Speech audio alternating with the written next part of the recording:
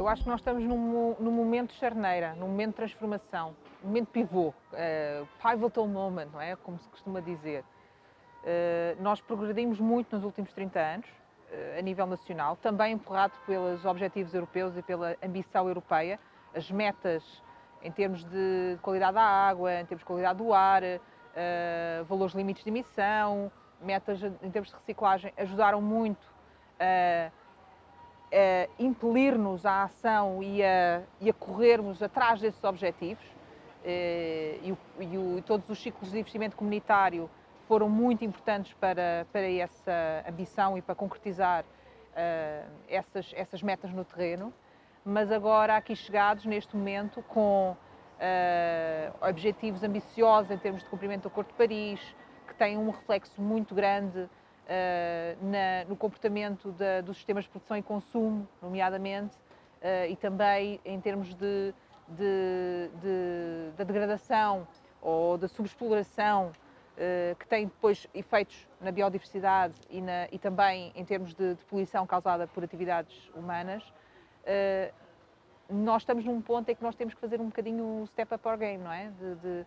De colocar-nos, nivelar-nos um bocadinho mais acima. E isso é de facto muito importante e muito difícil, é complexo, é um desafio complexo, mas que vai exigir muita mudança comportamental desde ao nível individual até ao nível empresarial e governamental.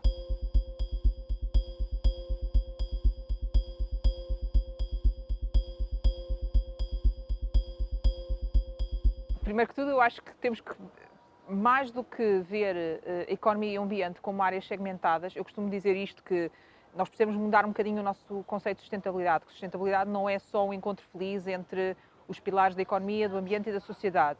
Na verdade, há um círculo que está à volta do gráfico da oferta e da procura, e esse ciclo é o sistema natural, são os limites biofísicos do sistema natural. E, portanto, temos que perceber é que nós protegemos a nossa economia se protegemos o nosso sistema natural, porque isso, de facto, é a base de tudo. E, portanto, nós temos que ter a consciência que temos que caminhar para um sentido em que todos os projetos, o normal, tem que ser pensarmos a nível sistémico. Agora, se me pedires para dizer, bem, quais são os projetos que, na tua ótica, melhor conjugam esta ideia? Bom, posso falar nas minhas áreas em particular. Há um projeto muito interessante que, infelizmente, tem tido pouca visibilidade, que é a Iniciativa Cidades Circulares, promovida pela Direção-Geral do Território. É um projeto super interessante que, a meu ver, vai ajudar, sobretudo, a valorizar as ações a nível territorial, local e regional, da aplicação direta de princípios de economia circular em determinadas áreas em todo o país, norte a sul do país. É um projeto que eu convido quem nos está a ouvir a acompanhar, está disponível mais informação na internet. E, sem dúvida, os projetos que nós estamos agora a apoiar, via também PRR no âmbito da bioeconomia, muito virados para 3 setores em particular, o calçado, o têxtil e a resina, que vão poder explorar as ligações charneira naquele gráfico muito conhecido de Ellen MacArthur, do lado biológico e do lado técnico, vá lá. São projetos que vão realmente concretizar no terreno, embora já existam projetos, iniciativas privadas que o façam, mas acho que vai aqui dar um impulso a novos projetos a aparecerem que concretizem essas 2 visões no terreno.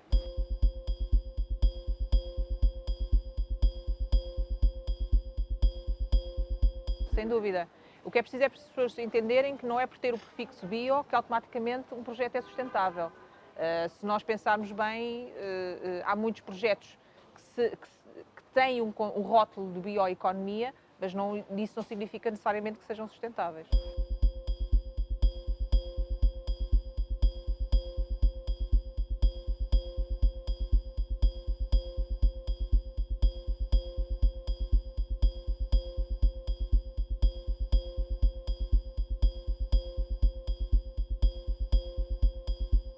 O cumprimento dos objetivos dos ODS e do Acordo de Paris, eu acho que cada vez mais as pessoas está-se a começar a caminhar para uma situação em que se reconhece que o desafio não é só um desafio tecnológico, ou que não é só um desafio energético.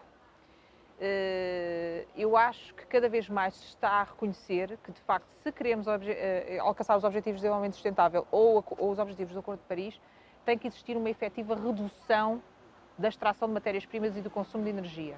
E isso só se consegue se realmente olharmos para os sistemas de produção e consumo com mais propriedade, de maneira sistémica. Deposita-se, a meu ver, deposita-se demasiada esperança na transformação do sistema energético e do sistema de mobilidade e ainda não se tomou a coragem de olhar e de fazermos uma introspeção à séria no nosso sistema de produção e consumo.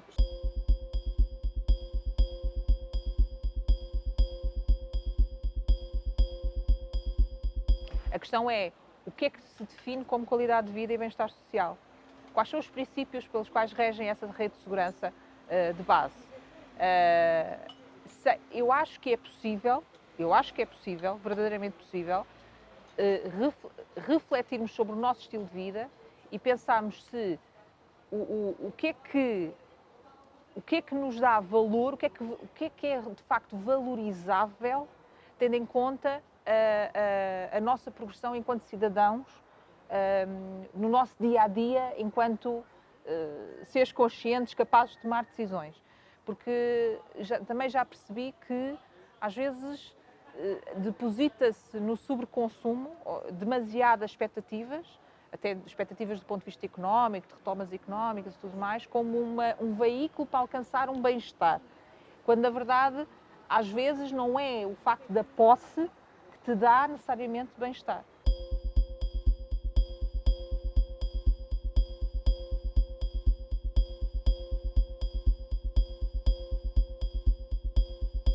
Verdade. Uma coisa que estavas a dizer, a declaração do Porto foi muito clara nisso.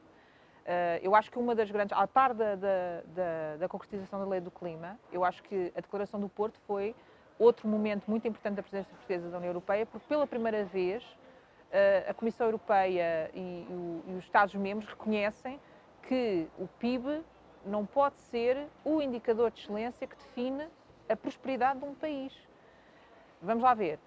Se fizermos uma comparação entre países, entre o nível, por exemplo, os níveis de saúde pública e os níveis de PIB, nós temos diferenças abissais. Por exemplo, nós temos países com PIBs muito mais baixos, mas que conseguem ter níveis de saúde pública muito superiores. Por exemplo, Cuba ou Costa Rica, quando comparados com os Estados Unidos, por exemplo, que têm PIBs muito superiores, mas que têm níveis de saúde muito mais baixos. Portanto, a questão da valorização, aquilo que a Mazzucato fala muito, não é? O valor das coisas, tem aqui um peso significativo. E acho que há esta necessidade de rever essa escala de valores e aquilo que nós damos realmente importância, enquanto país, enquanto um país que se quer próspero, é muito, muito importante.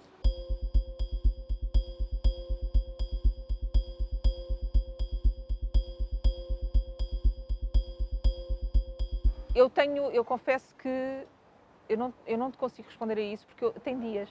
Há um gráfico que eu acho muita piada, que é um gráfico que se atribui aos engenheiros do ambiente, que é, consoante as notícias e consoante os objetivos, nós podemos estar nos píncaros do otimismo, como nos vales da depressão. Realmente, eu confesso que há dias em que eu tenho muito pouca esperança. Há dias que, por algum motivo, porque alguma notícia que me aparece, alguma situação interna mais difícil, e há dias que eu penso, bolas. Há coisas que me dão muita esperança, tipo iniciativas bottom-up, de cariz mais social, empreendedorismo, que me dão muita esperança no sentido de, as pessoas estão a começar a perceber que é preciso mudar a nossa maneira de estar com o que nos rodeia. Temos que ser mais presentes, mais conscientes. E há momentos em que acontece qualquer coisa que deturpa completamente isto. Portanto, eu não consigo dar. Hoje, se calhar, é um 6, amanhã pode ser um 3, daqui a 2 semanas pode ser um 9.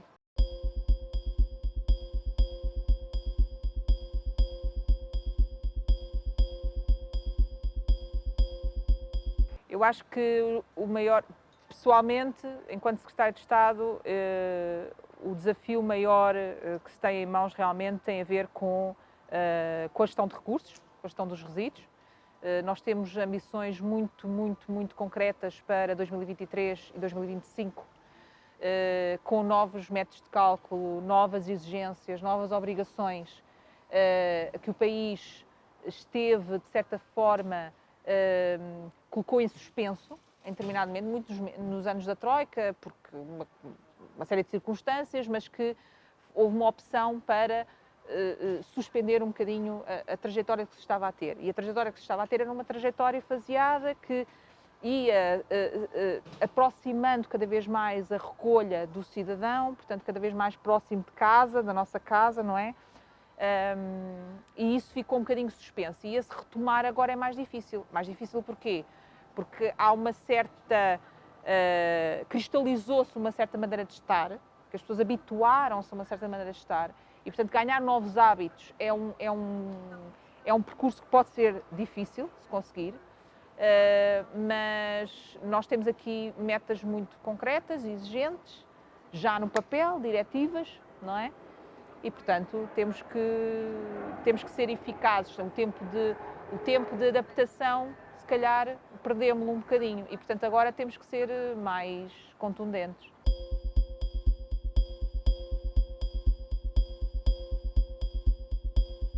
O que está a ocorrer neste momento, a nível europeu, e que eu espero que seja uma aprendizagem que se possa percolar para os restantes Estados-membros, é uma abordagem integrada da legislação desde a extração ao fim de vida, que é o que se está a fazer no caso das baterias, da diretiva do regulamento das baterias, em que se está pela primeira vez a fazer um regulamento que aborda a totalidade do ciclo de vida, ou seja, não temos uma legislação para a extração, uma legislação para a produção, uma legislação para o fim de vida.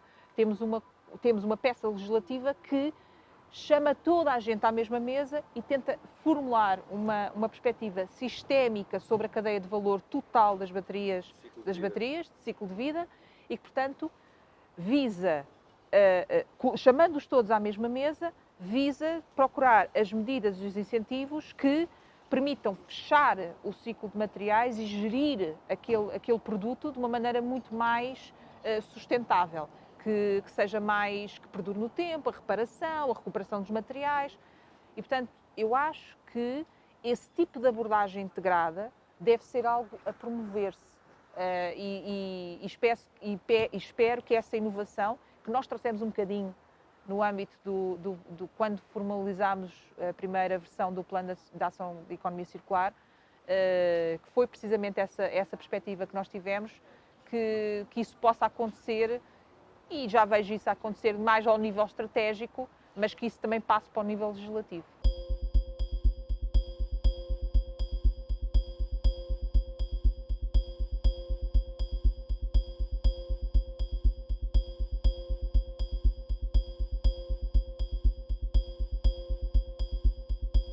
A intenção era, a cada 3 anos, no período de 3 a 5 anos, pudéssemos rever os objetivos que estavam propostos, as medidas que estavam propostas no Plano de Ação de Economia Circular português e poder fazer a sua revisão e atualização.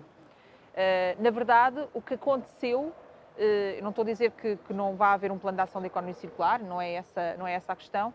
O que nós estamos a tentar fazer é, o Plano de Ação passou muito para os serviços das várias áreas governativas, portanto é um documento que está partilhado entre todas as áreas governativas do Governo, e o que se está a tentar fazer é os princípios de circularidade sejam vertidos para cada uma das áreas governativas. É um processo muito difícil, porque nem sempre é claro como é que nós podemos aplicar esses princípios à nossa área governativa, da área governativa da saúde, mas curiosamente... Passa a ser o estado de espírito. Exatamente.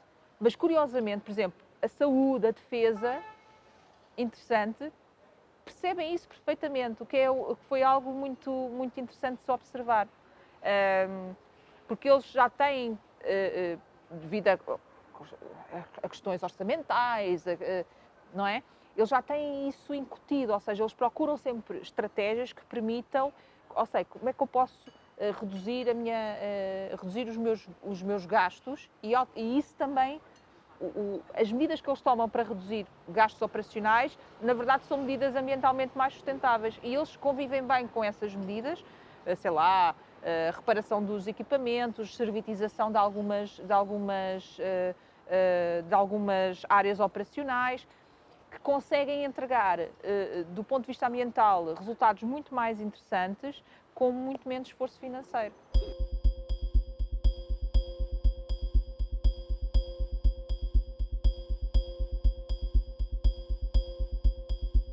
O PRR e o REACT, que é um documento que corre paralelamente, mas também é muito importante do nosso ponto de vista.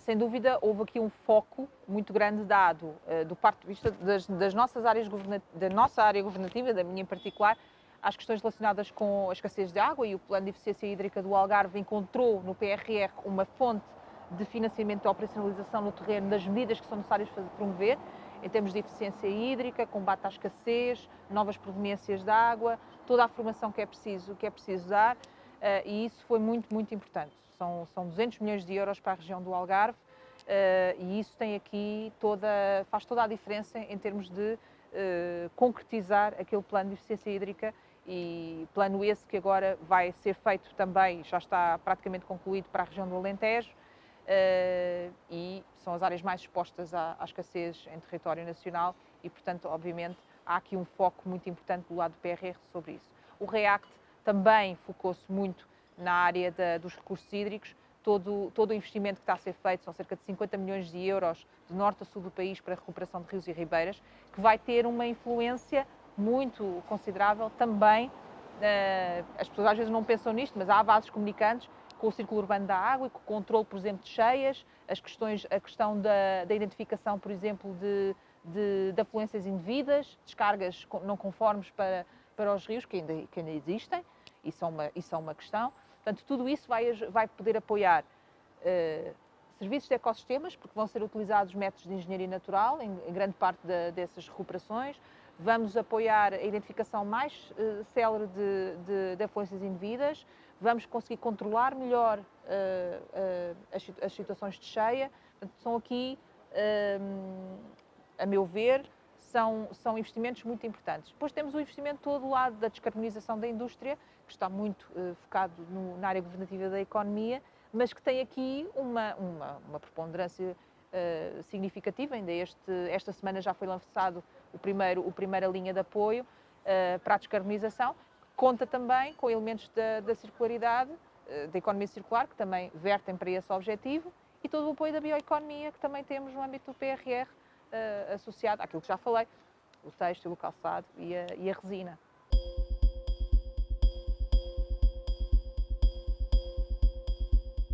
O Fundo Ambiental, não tenho dúvidas absolutas que foi, ainda a semana passada o Sr. Ministro esteve na Assembleia da República e pôde falar sobre isso, é um dos grandes momentos que esta equipa governamental entregou desde o início.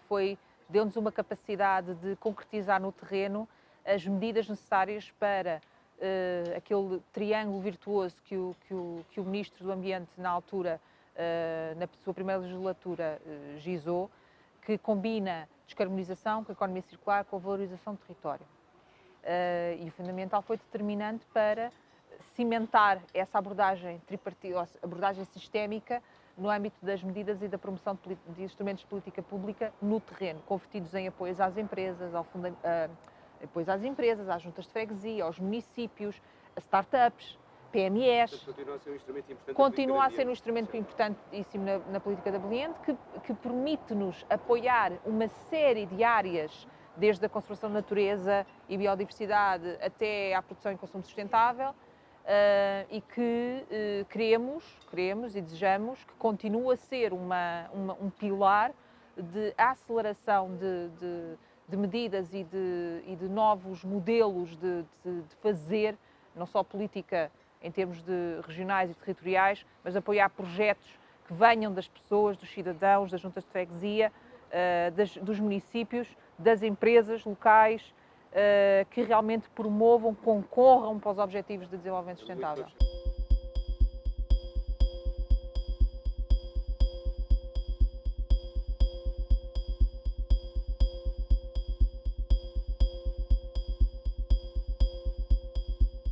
Neste momento está em fase final de circulação entre as áreas governativas para passar a resolução do Conselho de Ministros, porque tem que ser aprovada em resolução do Conselho de Ministros. Está na fase final nessa fase final. Quais são os maiores desafios? Bom, é uma diretiva que já foi aprovada em 2018, portanto já existem aqui 2 anos de conhecimento e consegue-se perceber que as atividades económicas começaram-se paulatinamente a adaptar a essa nova realidade. O desafio maior, a meu ver, tem a ver com esta mudança de hábitos num contexto pandémico que levou ao aumento do uso de descartáveis substancial e de como é que os agentes económicos vão reagir no caso daqueles que ainda estão a utilizar este tipo de produtos e que paulatinamente vão ter que ter outras opções porque eles simplesmente vão ser proibidos de serem comercializados. Embora ainda haja, são proibidos de comercializar, mas depois ainda há um tempo em que os estoques têm que ser escoados, como é óbvio.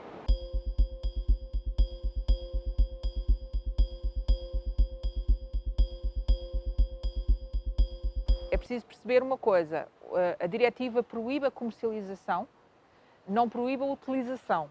A proibição de utilização vem das leis da Assembleia da República, que foram aprovadas e que determinavam uma proibição de utilização na restauração sedentária, não sedentária, com um calendário progressivo. Entrariam em vigor numa altura plena de pandemia. O Governo entendeu que, dada a conjetura, não era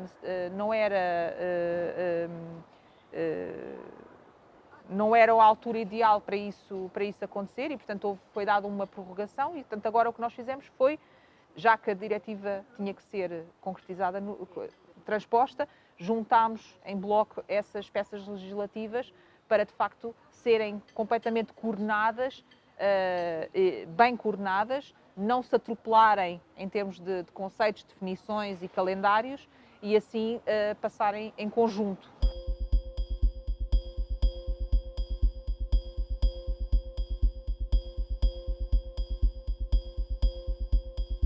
Eu acho que as maiores dificuldades são, sobretudo, esta transição da recolha mais dedicada em baixa separativa junto ao cidadão. Eu acho que a maior dificuldade será esta mudança de comportamento que é necessário efetuar junto das pessoas para que elas realmente comecem a perceber que têm que separar mais fino, não é?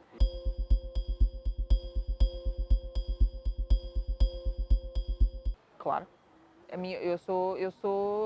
Eu acho que o desperdício material deve ser penalizado, por isso, mas não deve ser visto como forma única. Por isso é que também existe, por exemplo, o sistema SPEIT. E o sistema SPEIT vem na diretiva como sendo uma transição tarifária que tem que existir, que penaliza quem realmente se comporta pior.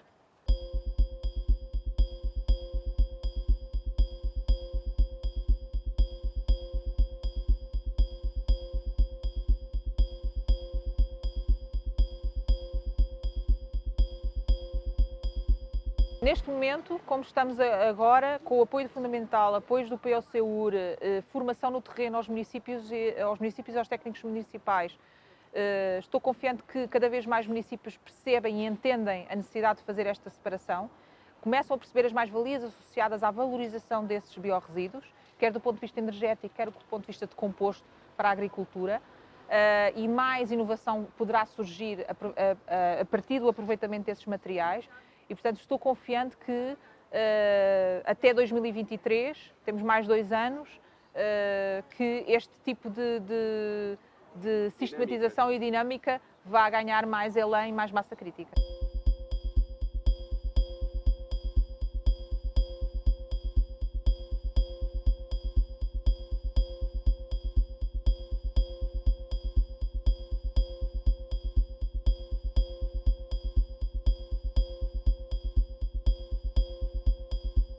Sim, eu acho que a diretiva cada vez mais vai englobar aprendizagens, nomeadamente como, por exemplo, a questão da diretiva das baterias, peço desculpa, e que vai com certeza verter para uma abordagem integrada, quando antes era uma abordagem piecemeal, portanto, caso a caso.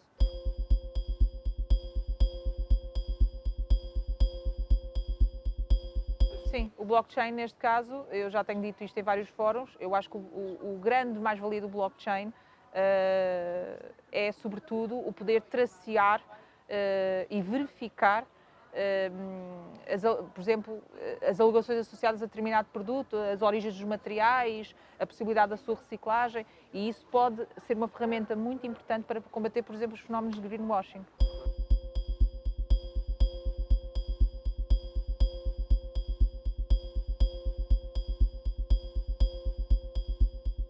Sim, sim.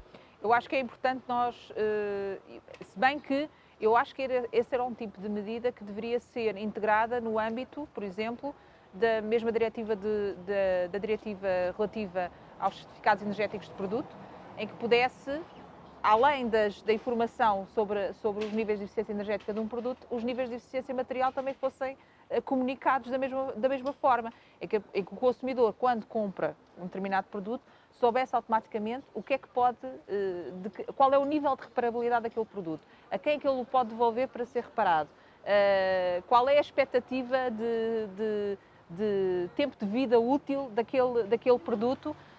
Isso é tudo informação que combate a obsolescência programada e que deveria ser algo, e julgo que isso também seja algo que esteja a ser avaliado, que deveria tornar-se o novo normal em termos europeus mesmo.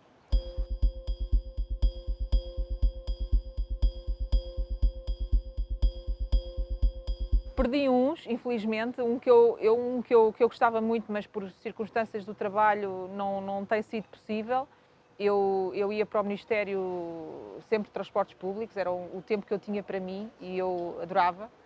E agora, por questões de agenda, infelizmente não consigo fazê-lo tantas vezes como gostaria.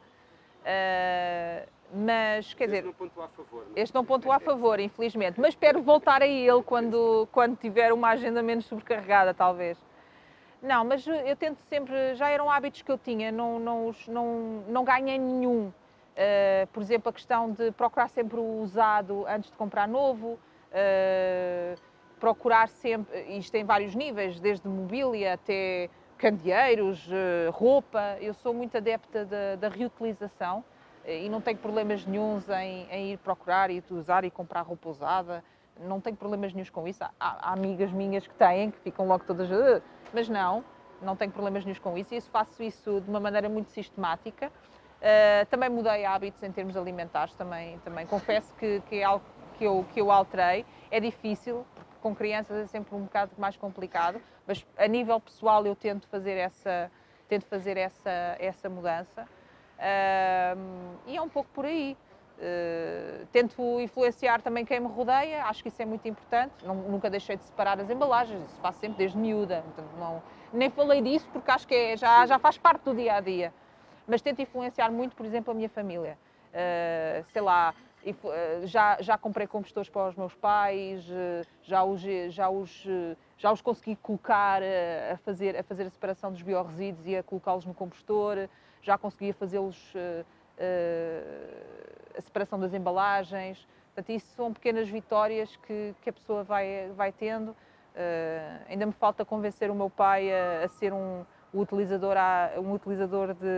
de produtos já usados em segunda mão. Já está a começar a mudar. Já sei que ainda a minha mãe ainda falou há pouco tempo que ele comprou um equipamento lá para a horta e que já comprou usado. Portanto, já é bom sinal.